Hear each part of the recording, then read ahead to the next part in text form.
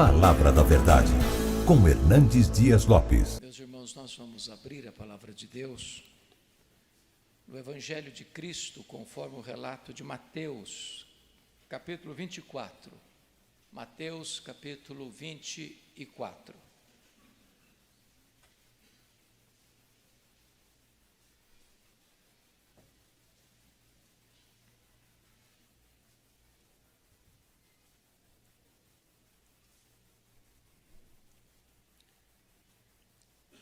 Está escrito o seguinte: tendo Jesus saído do templo, ia se retirando quando se aproximaram dele os seus discípulos para lhe mostrar as construções do templo.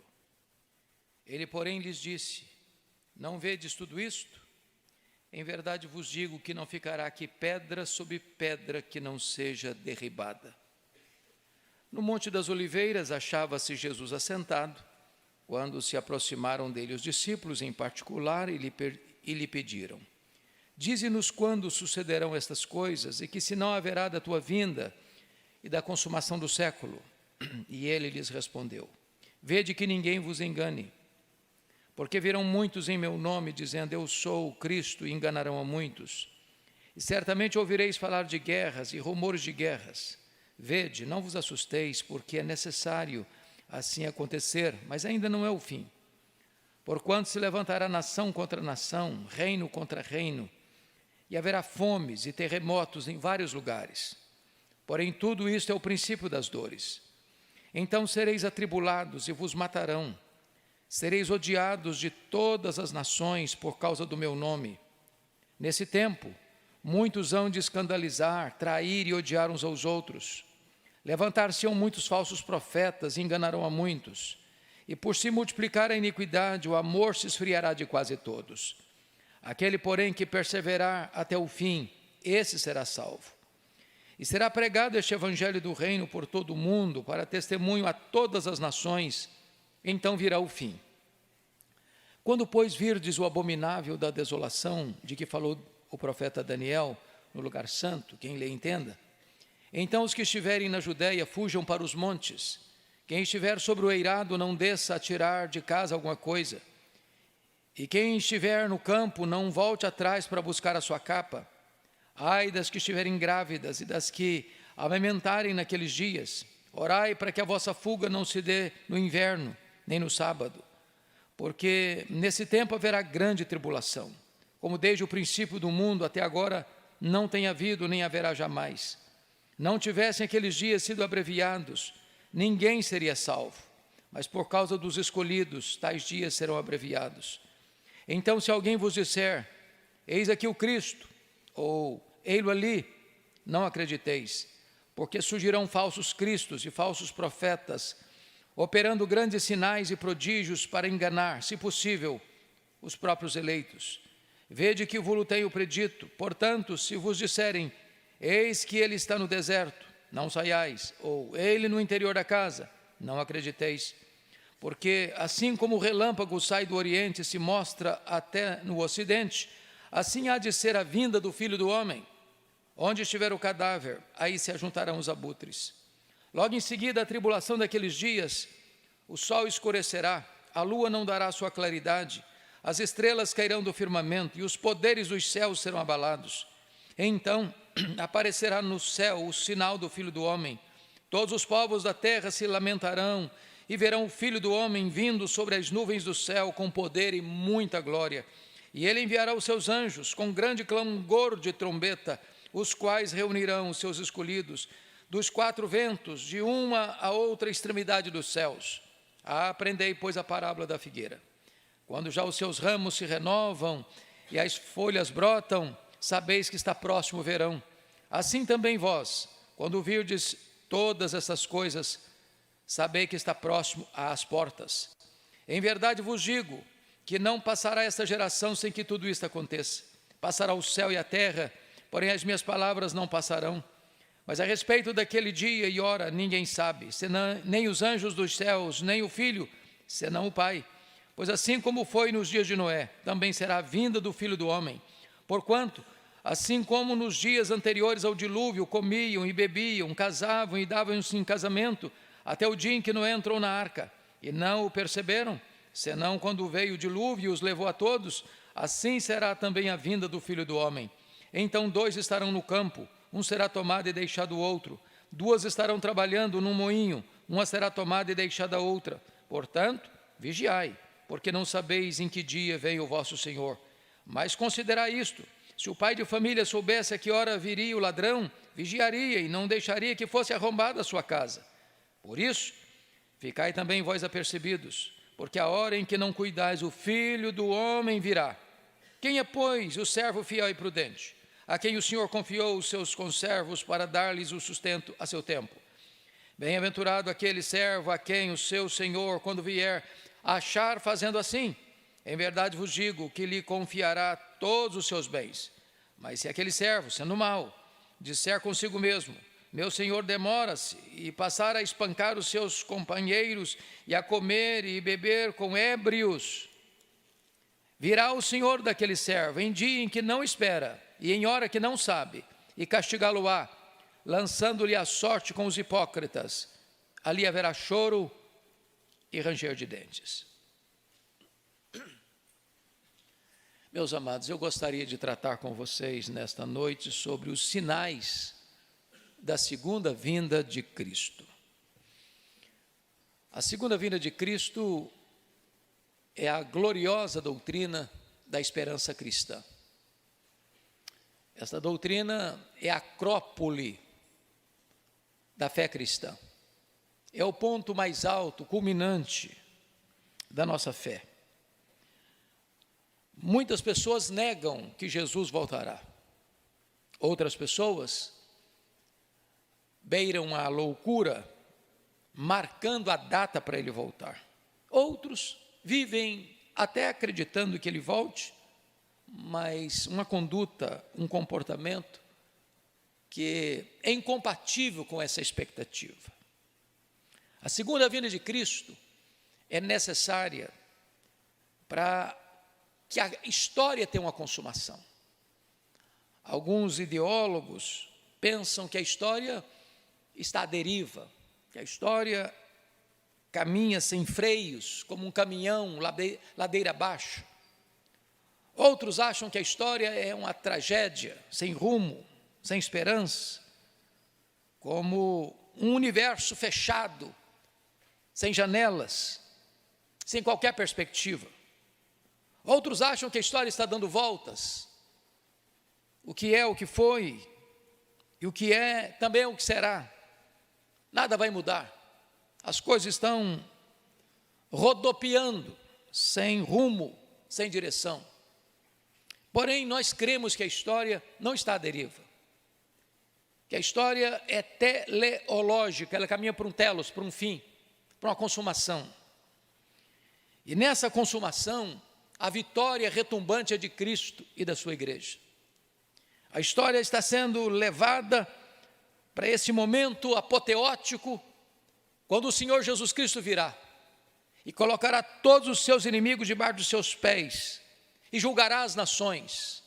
E haverá então uma bem-aventurança eterna e haverá também uma condenação eterna. Esse texto que nós acabamos de ler é o mais amplo, mais completo sermão escatológico, profético, proferido por Jesus. E o contexto está claro nos versos 1 e 2. Se você perceber no capítulo 23, Jesus tinha acabado de proferir suas últimas palavras, trazendo uma sentença para o templo, mostrando que aquela casa ficaria deserta. E Jesus então sai do templo para nunca mais voltar nele. Jesus se retira. Está escrito no verso 1, tendo Jesus saído do templo, ia se retirando. Quando os discípulos dele chegam para ele com muita admiração, empolgados com a beleza, com a grandeza, com a magnificência daquele palácio religioso, dizem para Jesus: veja, que construções! O que está acontecendo aqui? Se você perceber, os discípulos de Jesus são todos galileus, exceto Judas Iscariotes. E eles vinham a Jerusalém periodicamente no tempo das festas. O templo de Jerusalém era o maior palácio religioso praticamente do mundo. Vocês sabem que Herodes, o Grande, que começa a ampliar e a embelezar esse templo, esse palácio de mármore branco, bordejado de ouro, era um dos edifícios mais belos do mundo. Superou, inclusive, o templo de Salomão. Demorou-se 46 anos para construí-lo. Então, aqueles homens de uma região mais rural, ao entrar em Jerusalém, olhavam para aquele templo tão belo, tão majestoso, tão rico, tão pomposo. Então eles estão exclamando, eles estão dizendo e mostrando para Jesus aquelas construções. E o texto nos informa que Jesus, no verso 2, diz: ele, porém, lhes disse: não vedes tudo isso?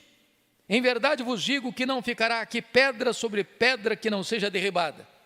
Jesus então traz aqui primeiro a profecia que ocorreu, cumpriu-se no ano 70, quando Tito cerca, entrincheira, sitia a cidade de Jerusalém, porque a guerra judaica começara no ano 66, e então a cidade é arrasada, e então a cidade é pisoteada, e então esse templo magnífico, majestoso, é incendiado, é destruído, é arruinado, é colocado para baixo, não ficando pedra sobre pedra. É a profecia de Jesus. Agora vejam vocês, que os discípulos agora, no verso 3, diz que no Monte das Oliveiras, entenda que Monte das Oliveiras está de frente para o templo. Ele é a entrada de Jerusalém. Quando você entra em Jerusalém pelo Monte das Oliveiras, a primeira construção que você via era o templo. No Monte das Oliveiras, verso 3, achava-se Jesus assentado, quando se aproximaram dele os discípulos em particular e lhe pediram: dize-nos, quando sucederão estas coisas? Preste bem atenção. E que sinal haverá da tua vinda e da consumação do século? Portanto, eles estão falando de duas coisas. Quando eles dizem quando sucederão essas coisas, estão se referindo à destruição do templo. Que Jesus havia dito: um cara pedra sobre pedra. Quando vai acontecer isso? É a pergunta deles. Veja que a pergunta deles tem a ver com o tempo. Quando sucederão essas coisas? A segunda pergunta já não tem a ver com o templo mais. A segunda pergunta é: e que sinal haverá da tua vinda e da consumação do século? Nós entendemos que a Bíblia mostra que a segunda vinda e a consumação do século dar-se-á no mesmo momento. Então, são duas perguntas: quando vai ser destruído o templo? E que sinal haverá da tua vinda?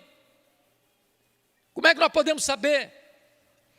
E é desta maneira, meus amados irmãos, que eu gostaria de então, olhando a resposta de Jesus, tratar com vocês hoje sobre os sinais da segunda vinda de Cristo. Então, vamos olhar esses sinais dentro de algumas categorias. Primeiro, sinais que mostram a graça. Veja comigo o verso 14. E será pregado este evangelho do reino por todo o mundo, para testemunha a todas as nações, então virá o fim. Quando Jesus ressuscitou e antes de ir assunto aos céus, ele deu aos seus discípulos a grande comissão. E na grande comissão, a igreja deve ir por todo o mundo, pregando o evangelho a toda criatura, fazendo discípulos de todas as nações. E agora o Senhor Jesus está mostrando que, antes dele voltar, este evangelho do reino deve ser pregado por todo o mundo. E está escrito, para testemunha a todas as nações, entendendo nações aqui como etnias. Meus amados, no primeiro século, a igreja avançou em poucas décadas de Jerusalém a Roma. E Paulo plantou igrejas nas mais diversas províncias do império. O mundo inteiro tomou conhecimento do evangelho. Porém, cada geração precisa ganhar a sua geração. Nós não podemos ganhar a geração que passou, essa já passou. Nós não podemos ganhar a geração que virá, essa não veio ainda. Então, toda geração precisa comprometer-se em ganhar a sua geração. Porém, amados, embora nós tenhamos visto a expansão do evangelho no primeiro século, e em todos os séculos Deus tem levantado pessoas, os remanescentes, os pregadores, os missionários, nós vimos recrudescer bem no começo, no final do século XVII, começo do século XVIII, as missões modernas. O mundo sendo evangelizado. Mas hoje, nós entendemos que Deus nos deu a mais ampla, a mais eloquente estratégia para alcançarmos o mundo, que são as mídias sociais. Você nota que você tem o livro, ele é limitado a uma geografia. O rádio é limitado a uma região. A televisão ela é limitada a um país. Mas as redes sociais alcançam o mundo inteiro. Nós estamos reunidos aqui nesse templo. Tem mais pessoas conectadas conosco na internet do que gente aqui dentro. Nós não sabemos quantas pessoas são, de onde essas pessoas são, mas elas podem estar no mundo inteiro. Nós temos janelas para o mundo. E eu não tenho dúvidas, meus irmãos, de que nós estamos hoje diante do cumprimento dessa profecia. Porque as mídias sociais estão alcançando as nações. Fizemos um levantamento recentemente lá na igreja de Pinheiros. Constatamos que as mensagens estão chegando a 100 nações diferentes. Era inimaginável isso há algum tempo. Você pensava em pregar para a sua igreja, para a sua congregação. Hoje você prega para o mundo. Hoje você prega para as nações. Hoje você tem janelas abertas para o mundo e este evangelho do reino está sendo pregado, acelerando o processo, apressando o dia da volta do Senhor Jesus. Mas em segundo lugar, vejamos sinais que indicam oposição a Deus. Olha comigo aí o versículo 9, por favor, 9 e 10. Então sereis atribulados e vos matarão, sereis odiados de todas as nações por causa do meu nome.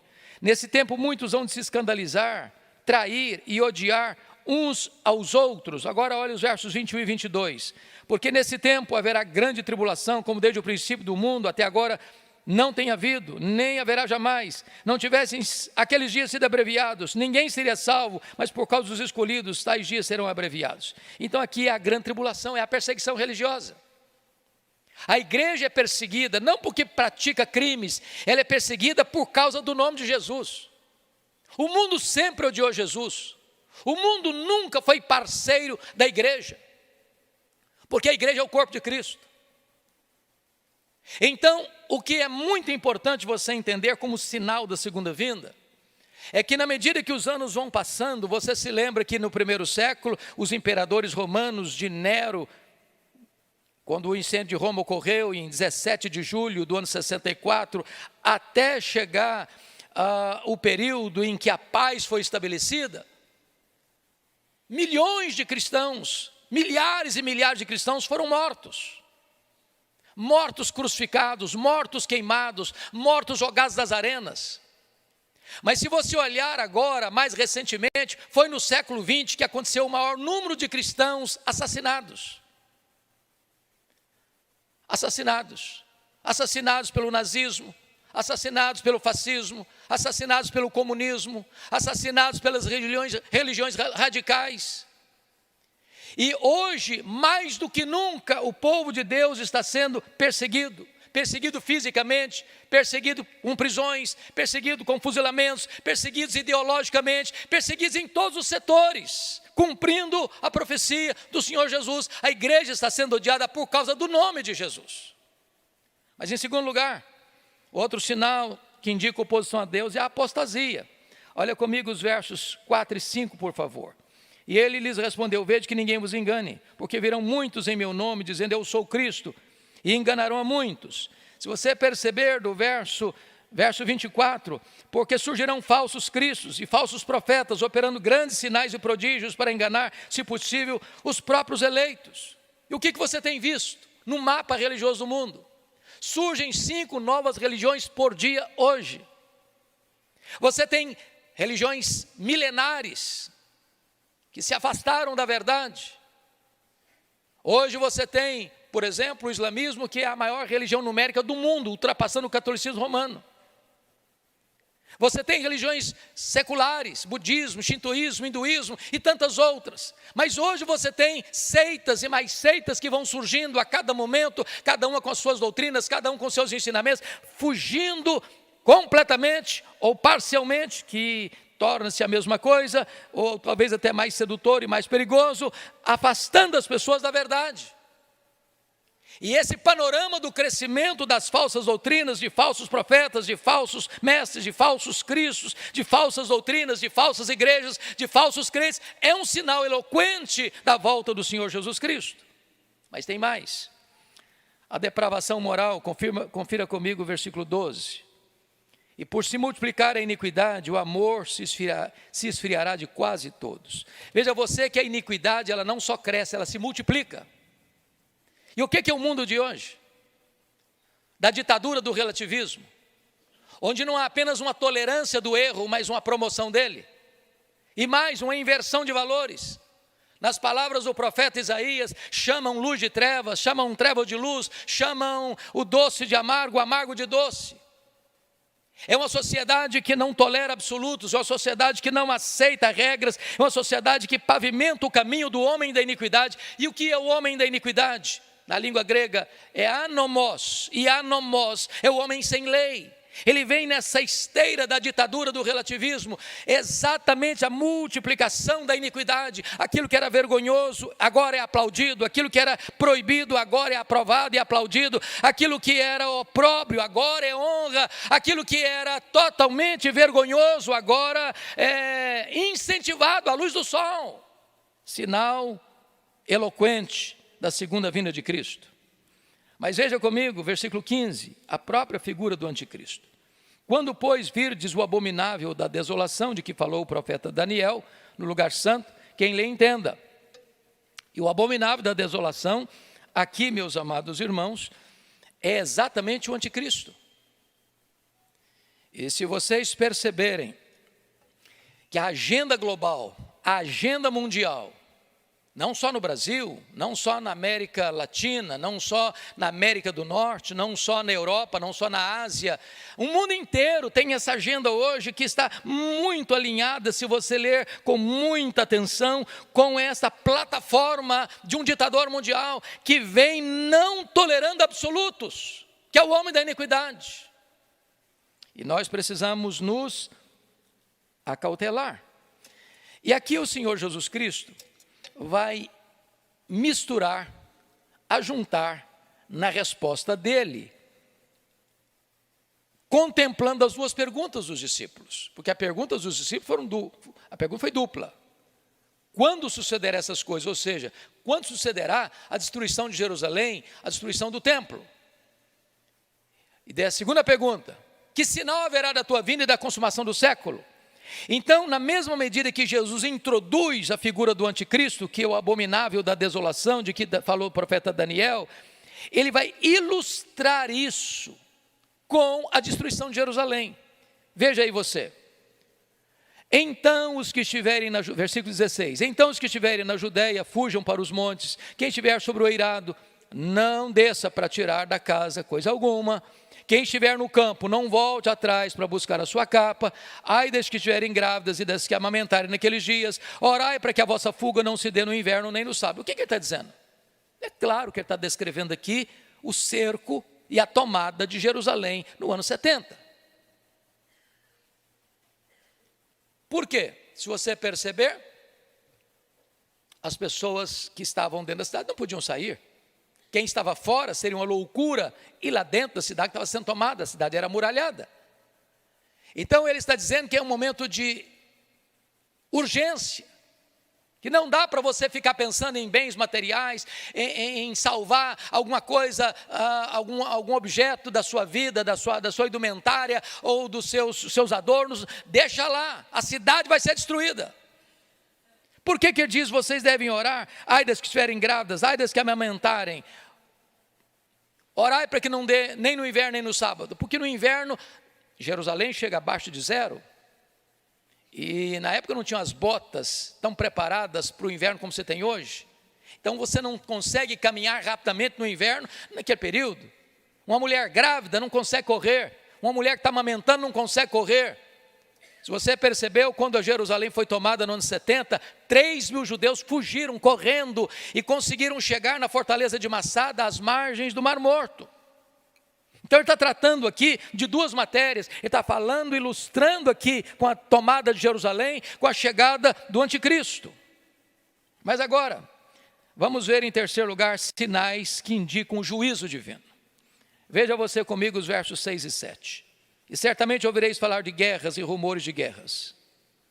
Não vos assusteis, porque é necessário assim acontecer, mas ainda não é o fim. Porquanto se levantará nação contra nação, reino contra reino, e haverá, e até aqui.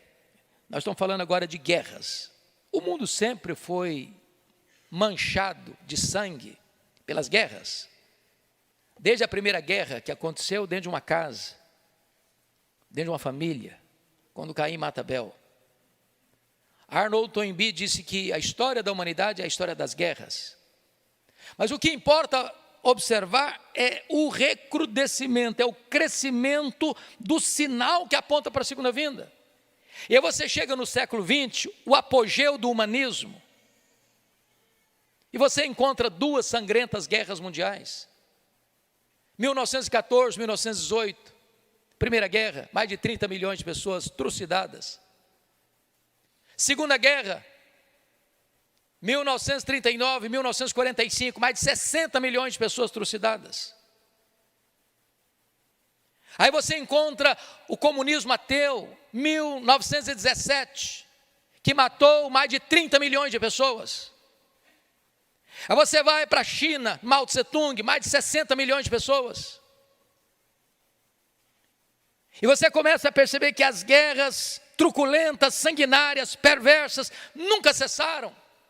As guerras étnicas, as guerras tribais, as guerras ideológicas, as guerras religiosas. O mundo está completamente balançado pelas guerras e a terra está bêbada de sangue pelas vítimas das guerras.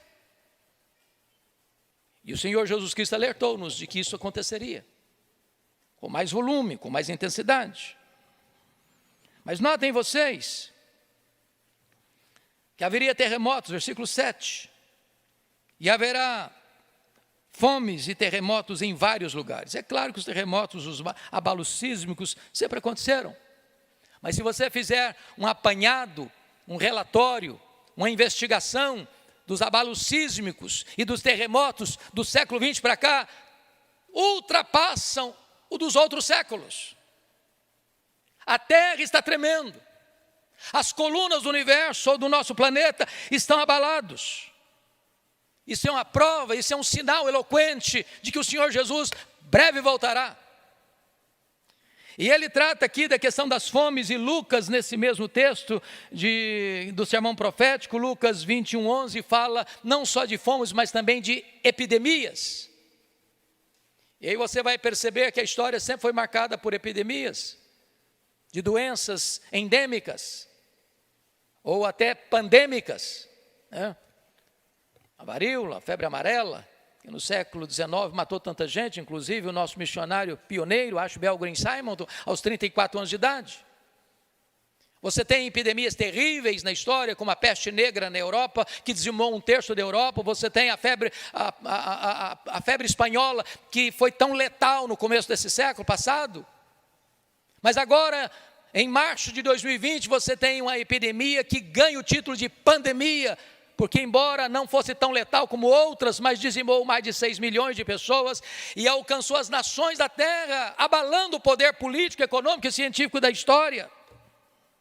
Tudo isso precisa ser levado em conta quando você olha o mapa escatológico dos sinais da segunda vinda de Cristo. Agora veja você como ele voltará. Como é que será a segunda vinda dele? Veja o verso 27 comigo. Ela será repentina, porque assim como o relâmpago sai do Oriente e se mostra até no Ocidente, assim será a vinda do Filho do Homem. E essa é uma figura incrível, porque todos nós sabemos o que é um relâmpago e a velocidade dele. Ele risca os céus, enquanto você olha já passou.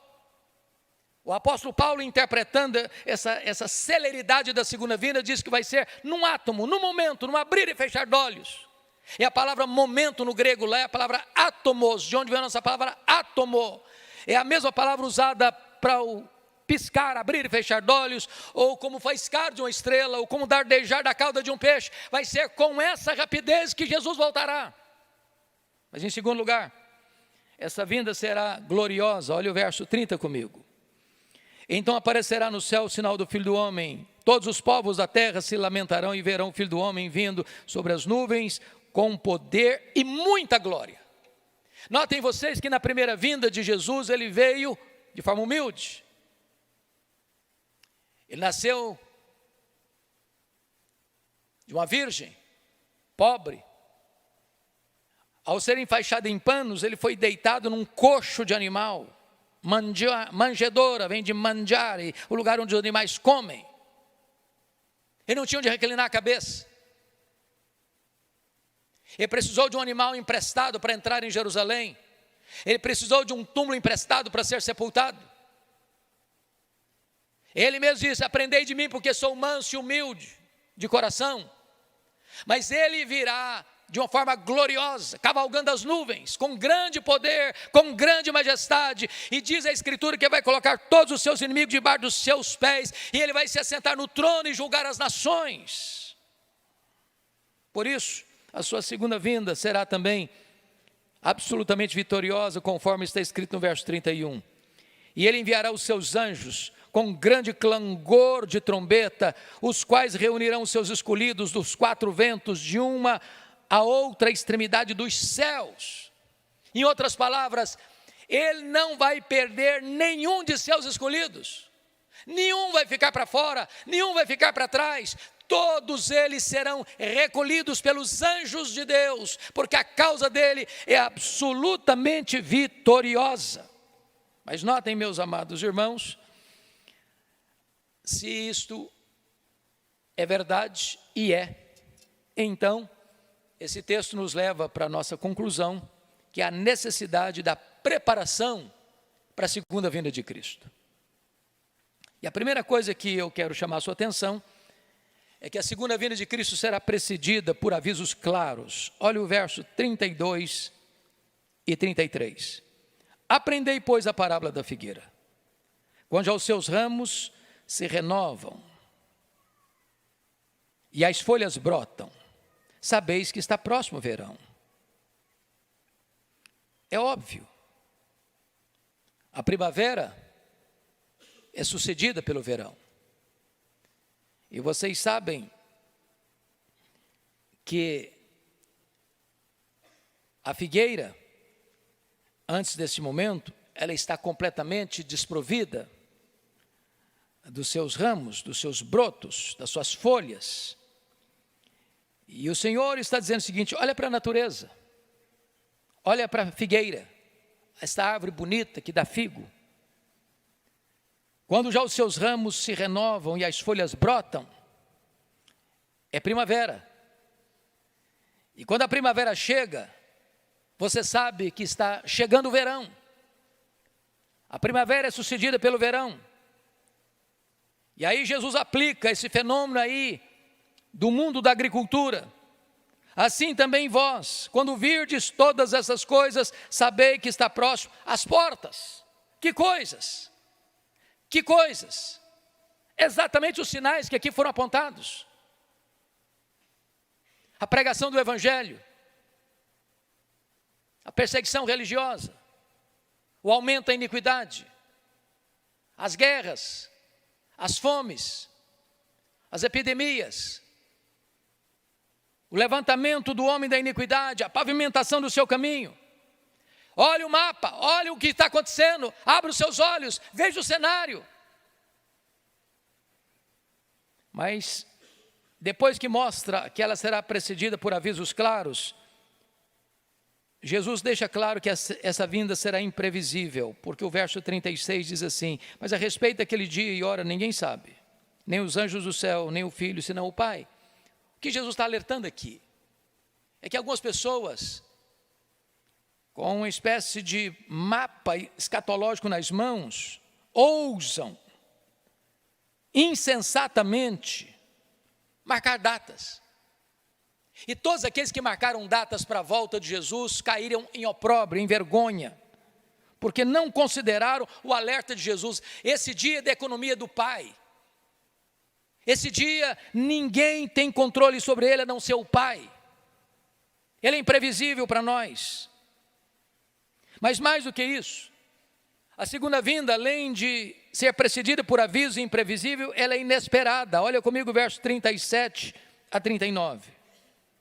Pois assim como foi nos dias de Noé, também será a vinda do Filho do Homem. Porquanto assim como nos dias anteriores ao dilúvio comiam e bebiam e casavam e davam-se em casamento até o dia em que Noé entrou na arca e não o perceberam, senão quando veio o dilúvio e os levou a todos, assim também será a vinda do Filho do Homem. Agora notem comigo, meus irmãos, que Noé pregou 120 anos. E ele falou, e ele alertou, e ele avisou, e as pessoas olhavam Noé construindo uma grande arca, sem nunca ter tido um temporal, uma chuva, uma tempestade, parecia loucura.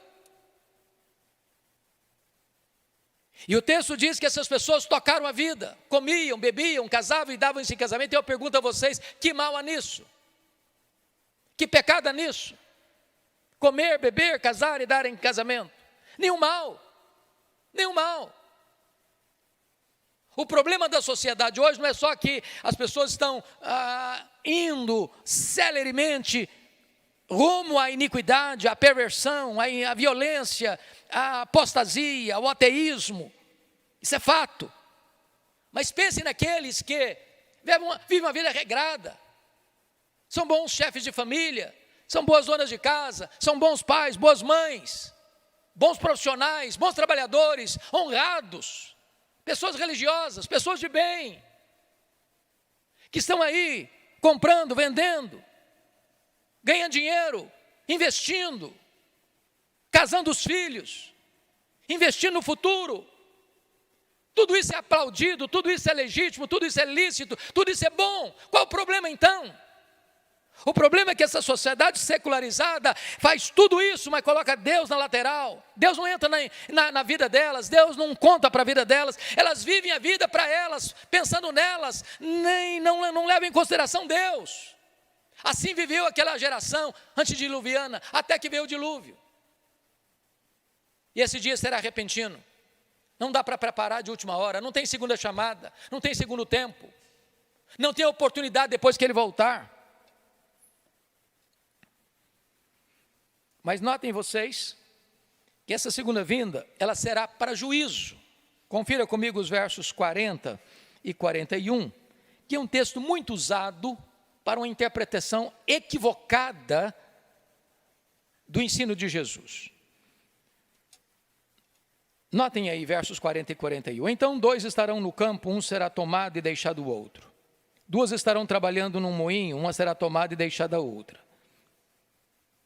E aí tem a conclusão: portanto vigiai, porque não sabeis em que dia vem o vosso Senhor. As pessoas, via de regra, pegam esse versículo para exemplificar um arrebatamento secreto. Muita gente crê nisso, que a segunda vinda será em 2 turnos, que primeiro vem um arrebatamento secreto, onde nós estamos, por exemplo, nessa congregação aqui, numa suposição que apenas 70% aqui seja gente convertida, e então, aí Jesus arrebata a igreja, e os 70 sobem, e os 30 ficam aqui olhando para o lado, cadê fulano, cadê Beltrano, cadê ciclano? Há um hino muito conhecido, o mercado está vazio, seu trabalho já parou, que retrata essa vertente, esse entendimento.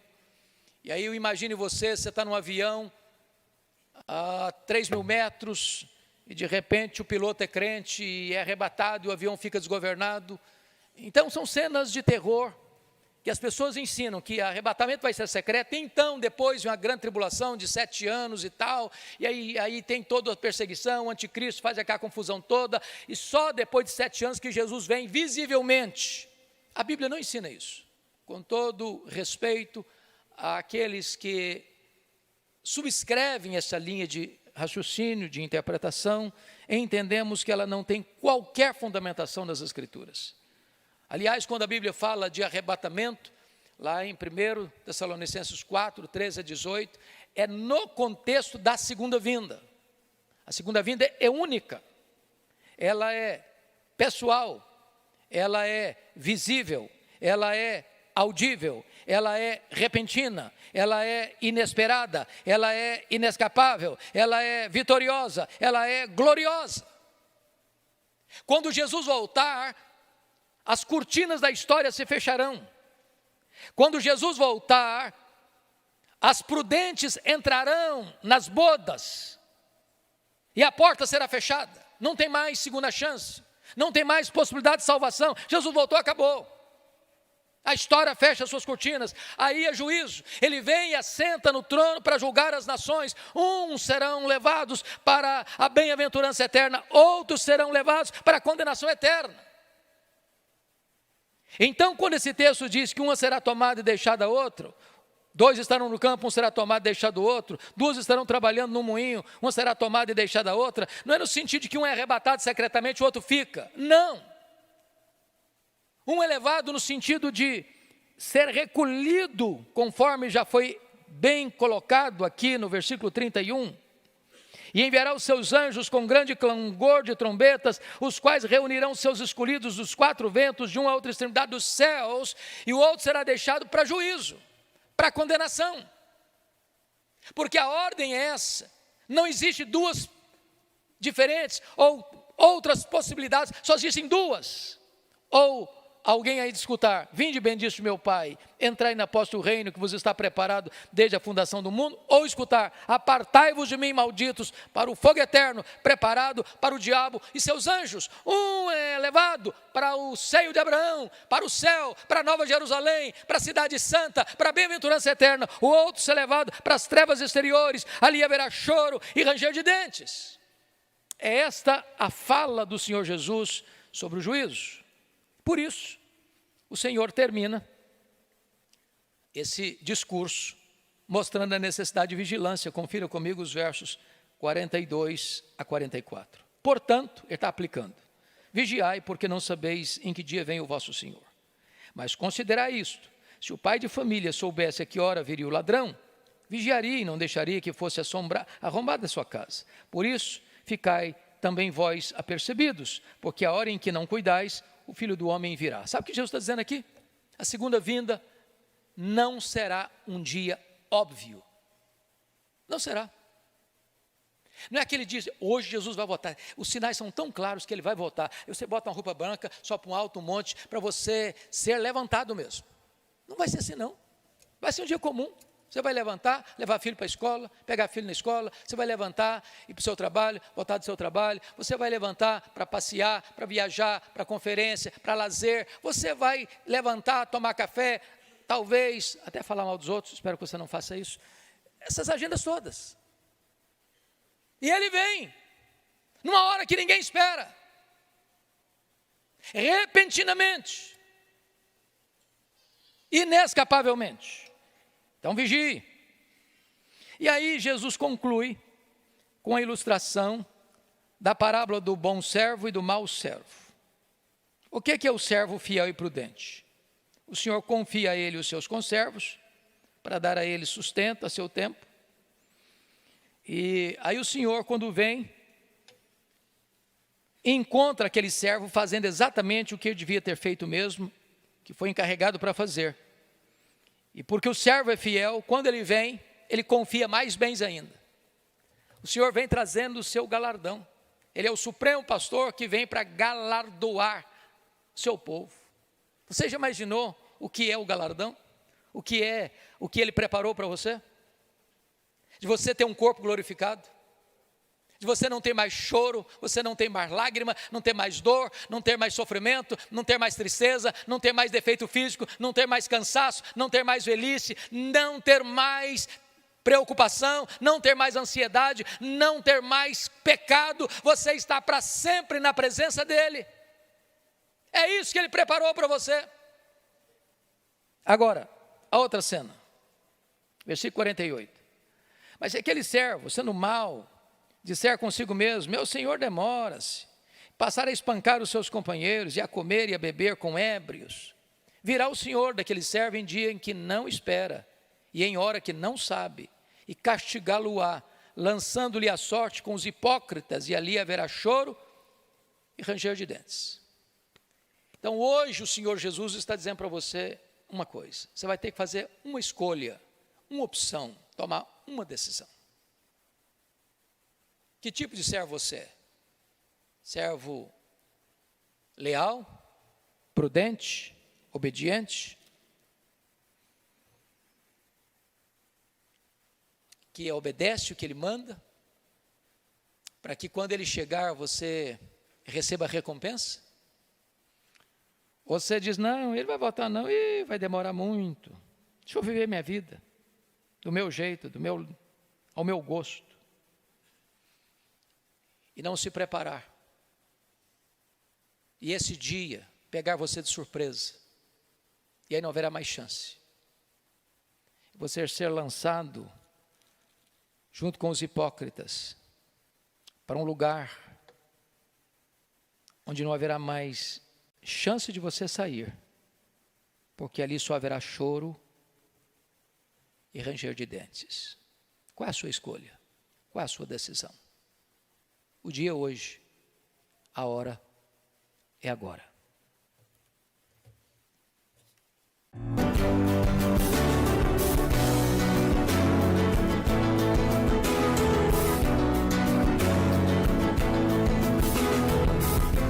Palavra da Verdade, com Hernandes Dias Lopes.